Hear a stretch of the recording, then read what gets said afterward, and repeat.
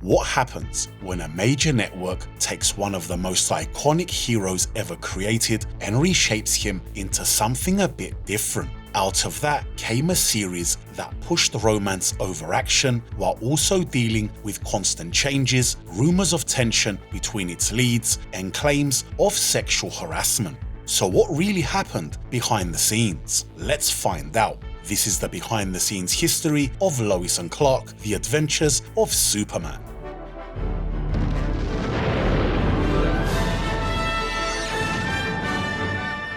The concept behind the show began with DC Comics president Janet Kahn, who spent several years trying to get a new Superman television series made with the project originally titled Lois Lane's Daily Planet. In 1991, Deborah Joy Levine was approached to help develop the new series under a new title, Lois and Clark, The New Adventures of Superman. Levine said she had never read a comic book and approached the material with more interest in a romantic comedy angle.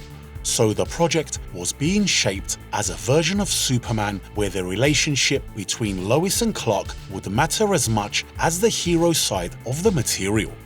The premise would center on Clark Kent arriving in Metropolis and starting work at the Daily Planet. The familiar Superman Foundation would still be there. Clark would have been sent from Krypton and raised by Jonathan and Martha Kent in Smallville. Then he moves to Metropolis as an adult where he would try and balance his powers, his secret, and the hope of living some kind of normal life. And at the center of that concept would be the contrast between Clark and Lois. Clark would fall in love for Lois, while Lois would be drawn to Superman. And that relationship dynamic was meant to be one of the main engines of the series. Lex Luthor was also being shaped to fit this version of the series. He was being developed as a corrupt businessman, which would keep him closely tied to Metropolis and Lois and Clark's world. At the same time, the path to the series also affected Superboy. That series had run from 88 to 92 under Ilya and Alexander Sorkin, who had held the rights to the Superman movies. Once ABC moved ahead with Lois and Clark, Warner Brothers took those rights back so the new Superman show could be made, and Superboy was brought to an abrupt end. Once ABC picked up the new series, the first big job was finding the two leads. Dean Cain was the first actor to audition. Levine thought he looked too young and reacted after his audition, saying, "We're casting Superman, not Superboy." So the search kept going and more than 100 actors were seen. One of those actors was Gerard Christopher, who already had been playing Superboy. But the casting director saw that he already played that role and was dropped, so the search continued before it finally came down to Dean Cain and none other than Hercules himself, Kevin Sorbo. According to Levine, a group of young women on the set recognized Dean Cain from his previous work and reacted immediately, getting excited just at the sight of him. That reaction didn't go unnoticed, and Levine, who had originally dismissed him, suddenly had a change of heart. So Cain was called back for a few more auditions and got the role. While Clark was being settled, a lot of the attention was also going to Lois Lane. Around 12 actresses were considered, and Terry Hatcher ended up being the top choice. But there was one slight concern. Her hair was too long for the version of Lois the producers wanted. They were aiming for a more modern 90s career woman image, so Hatcher cut her hair and got the role.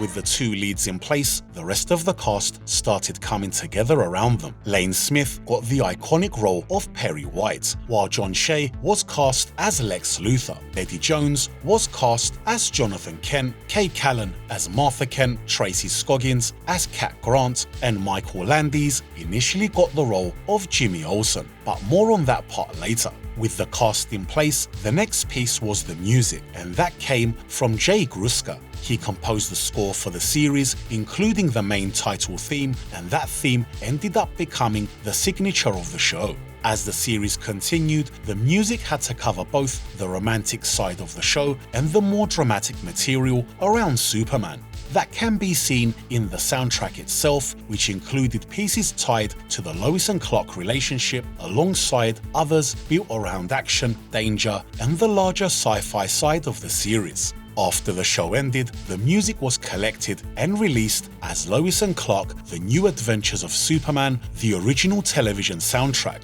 When Lois and Clark premiered in September '93, the early response was generally positive. Dean Cain and Terry Hatcher received critical praise for their performances in the first season. The pilot also picked up industry recognition, with Robert Butler receiving a Primetime Emmy nomination for directing. The series itself won the Saturn Award for Best Genre Television Series, and Terry Hatcher was nominated for Best Actress in a Quality Drama Series by the Viewers for Quality Television Awards. At the network level, the execs' reaction was much more mixed. The show performed well enough in its time slot to stay competitive, but they still viewed the overall first season result as disappointing. Even so, they decided to renew the series for a second season. In hindsight, that decision worked, as the ratings improved as it went on. The second season ended up performing better than the first, and the third season rose even higher, averaging more than 18 million viewers per episode. But while the show was building an audience, the production behind it was becoming a much messier story.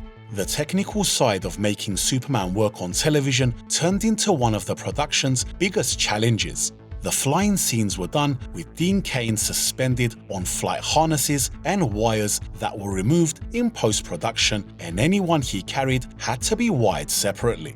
Cain later said he had to have his hair glued down, which was not a pleasant experience, and the cape kept turning into its own production headache.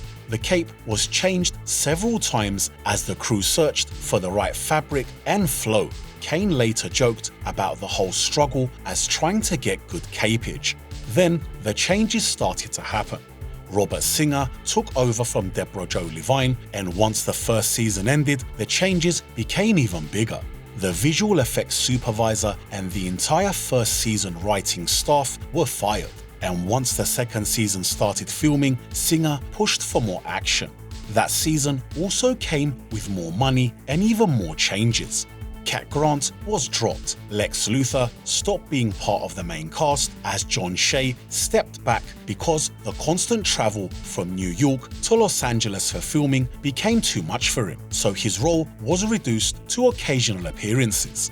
Then there was Jimmy Olsen. At the end of the first season, alongside all the other changes, the role of Jimmy was recast, with Justin Whaling taking over the part as the new producers felt Michael Landis looked too similar to Dean Cain.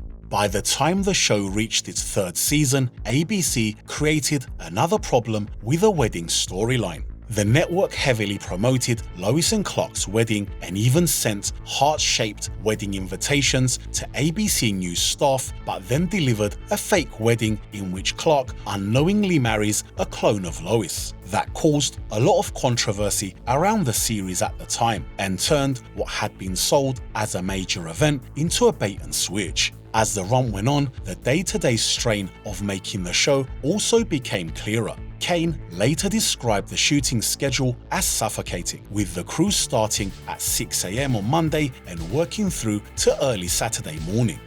There were also practical frustrations beyond the set itself. Cain later said he had been underpaid by Warner Brothers, he didn't really understand television residuals at the time, and felt he should have sued. Years later, more stories came out about the tension on set. Cain said his working relationship with Hatcher was sometimes easy and sometimes difficult. He said there were times when the chemistry between them was perfect, but there were other times he felt she focused on small details that slowed down the production for hours. He also mentioned in the interview that there was a short period of time when she wasn't speaking to him, though he said they remained friendly overall and never had a complete falling out. Later allegations added another layer to the show's history. In another interview, Cain said he had once faced serious sexual harassment on the set and claimed he could have had the biggest sexual harassment lawsuit in Hollywood history, though he didn't identify the person involved.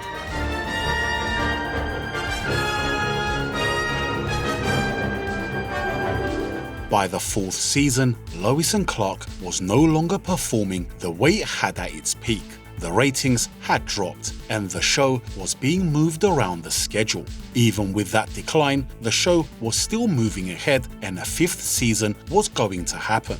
But that changed when Terry Hatcher had a complicated pregnancy, so instead of carrying on, the series was brought to an end. That left the show finishing on a cliffhanger. The final episode, which aired in June '97, ended with Lois and Clark finding a baby, and that storyline was meant to continue but never did. After the series ended, Lois and Clark made its way onto home media. The first season came to DVD in 2005, and the remaining 3 seasons followed in 2006.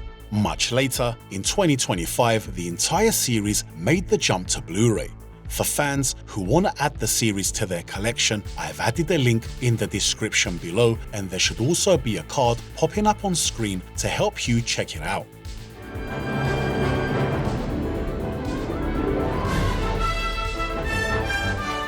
After the series ended, its legacy carried on through tie-in material, merchandise, and the fact that it remained one of the most recognizable Superman television versions of the 90s.